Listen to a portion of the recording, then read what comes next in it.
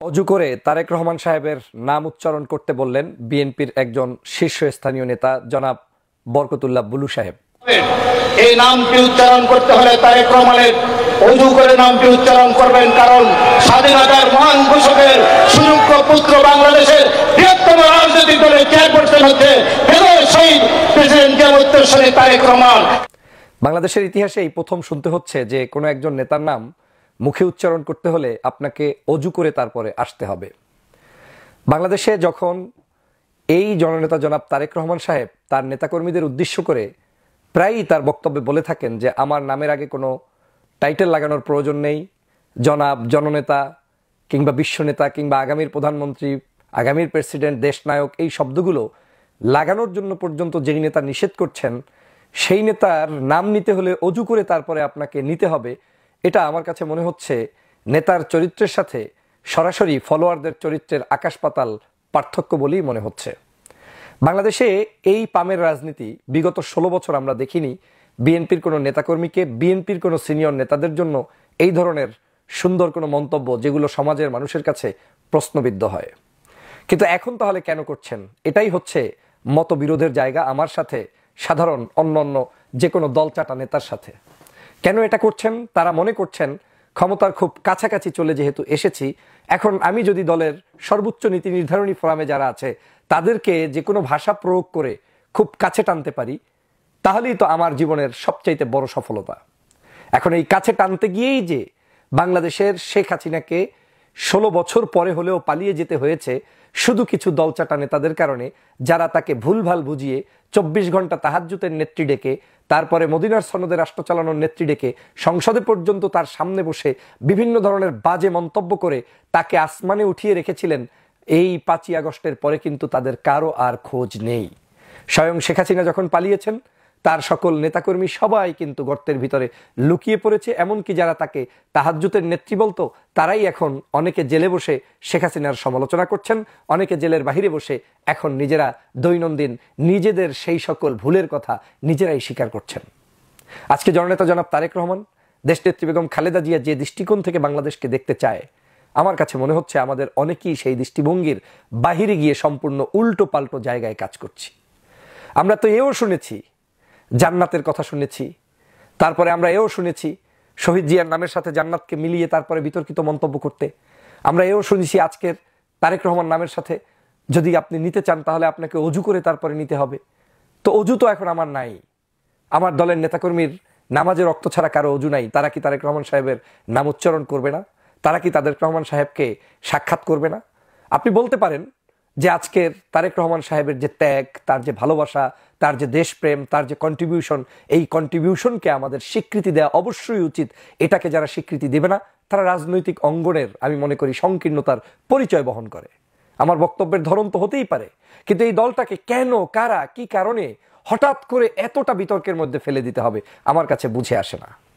বাংলাদেশ জাতীয়তাবাদী দল বাংলাদেশের বৃহত্তর একটি সংখ্যাগরিষ্ঠ মানুষের ভালোবাসায় সিক্ত একটি দল, কোনো সন্দেহ নাই। কিন্তু 5ই আগস্টের পরে আমাদের কর্মকাণ্ডই আজকের এই দলটাকে এমন পর্যায়ে নিয়ে এসেছে, বিতর্কের জায়গায় নিয়ে এসেছে যে এখন আপনিই আপনার দলের ক্ষতির জন্য যথেষ্ট। আজকের এই বাংলাদেশের গত 2-1 দিন আগে দেখলেন যুবদলের এক নেতা, তাকে বহিষ্কার করা হয়েছে, বিএনপিকে ধন্যবাদ, কিন্তু কত বড় আস্ফালন, ছুরি রামদা নিয়ে তারপরে রাস্তায় মিছিল করতে করতে গিয়ে বলে এই বাজার আমার, আমি কন্ট্রোল করব আমার মতো। এই দুষ্ট অসভ্যকে খোঁজ নিয়ে দেখেন, গত 16 বছর একদিনও মাঠে ছিল না। আর দেশপ্রেমিক নাগরিকগুলো এখন মনে হচ্ছে যেন বিএনপির কাছে জিম্মি হয়ে গিয়েছে। কিছু কিছু নেতার আচরণের কারণে এখন সৎ নাগরিকরা এই দলের মধ্যে স্পেস পাচ্ছে কিনা আমার সন্দেহ তৈরি হয়েছে।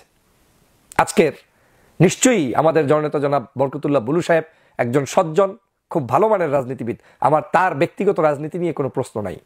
কিন্তু এই বক্তব্যগুলো যখন আসবে, অতিরঞ্জিত আকারে আসবে, সেটা যখন সিনিয়র লেভেল থেকে আসবে, তখন নিশ্চয়ই বাংলাদেশের রাজনীতিতে আমাদের আগামী দিনকে, এই দলকে বিতর্কিত যেমন করবে, আগামী রাজনীতিতে এই শব্দচয়নগুলো কিন্তু মাঠে ময়দানে ঘুরে ফুরে থাকবে।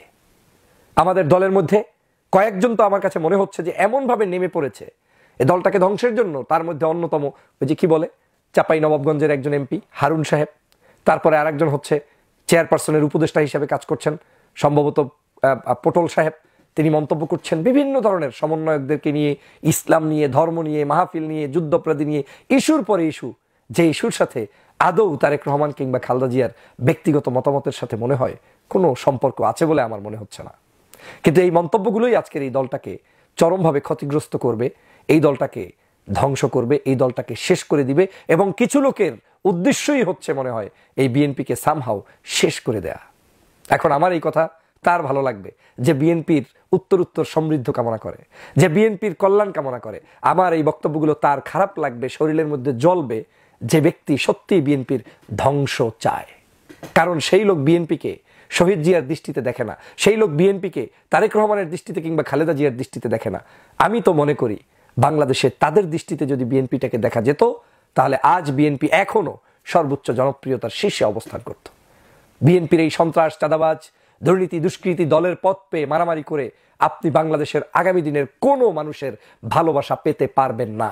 শুধু ভালোবাসা একটা অপশন নিয়ে আসতে পারে, সেটা হচ্ছে সফট কর্নার, মানুষের প্রতি ভালোবাসা, জনগণের প্রতি ভালোবাসা, ছাত্র জনতার বিপ্লবের চেতনাকে ক্যারি করে বাস্তবসম্মত যেটা জনগণ এখন চায়, এই ইয়াংস্টাররা চায়, যুবক তরুণরা চায়, সেই প্রজন্মের চিন্তাগুলো যদি তারা করতে পারে, তাহলেই এই বাংলাদেশে এই দলটি জনপ্রিয় হবে। অতএব এই অজু করে তারেক রহমানের নাম নেয়া আর অজু করা ছাড়া তার নাম না নেয়া, এই ধরনের মন্তব্য আমার এই বাংলাদেশ জাতীয়তাবাদী দলকে আমার মনে হচ্ছে কখনোই ভালো পথে নিয়ে যাবে না। আমাদের এই অতি উৎসাহী অনেকে, কয়েকদিন আগে একজন নেতা তো বক্তব্য দিয়ে একদম কোরআনের বিরুদ্ধে বক্তব্য দিলেন। এই যে মন্তব্যগুলো, কয়েকদিন আগে দেখলাম একজনকে দাড়ি টেনে মন্তব্য করলেন, মাহফিল থেকে বের করে দিলেন। কেন হচ্ছে এই ঘটনাগুলো? কেন হবে? আপনার প্রতিদ্বন্দ্বী আপনি তাদেরকে কেন বানাবেন? ওপেন স্পেস তৈরি করে দেন, তারা মাঠে থাকবে, ময়দানে থাকবে। আপনি যা করছেন, আওয়ামী লীগও তাই করেছে, বরং আপনি আরো বেশি করার চিন্তা করে বসে আছেন। তাহলে আপনার পরিণতি আওয়ামী লীগের চাইতেও খারাপ হবে। আওয়ামী লীগ যা করেছে সেখান থেকে শিক্ষা অর্জন করতে হবে। আমি তো সবসময় মনে করি ধর্মভিত্তিক কার্যক্রমগুলোকে ওপেনলি ছেড়ে দিতে হবে, তারা যা ইচ্ছা তাই করবে। আপনার তাতে কি আসে যায়?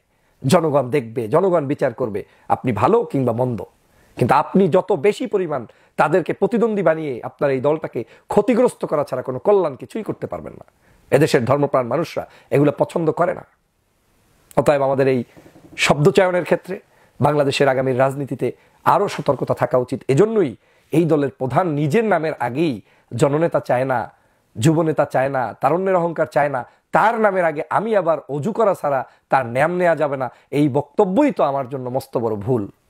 তাহলে তারেক রহমানের মন্তব্য আর আমার মন্তব্য অনেক ফার ডিফারেন্স।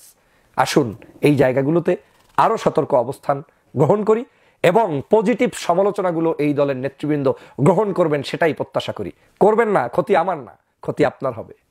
করবেন না, ক্ষতি আপনার যতটুকু হবে তার চেয়ে দেশের বেশি হবে। অতএব দেশের স্বার্থে, আপনার স্বার্থে, দলের স্বার্থে আসুন যেটা জনকল্যাণে ভূমিকা রাখার মতো বক্তব্য সেগুলোই প্রচার করি। যেই কাজগুলোতে জনগণ বিভ্রান্ত হয়, জনগণ কষ্ট পায়, জনগণের কাছে খারাপ লাগে, সেগুলো থেকে বিরত থাকি। সবাইকে ধন্যবাদ। আল্লাহ।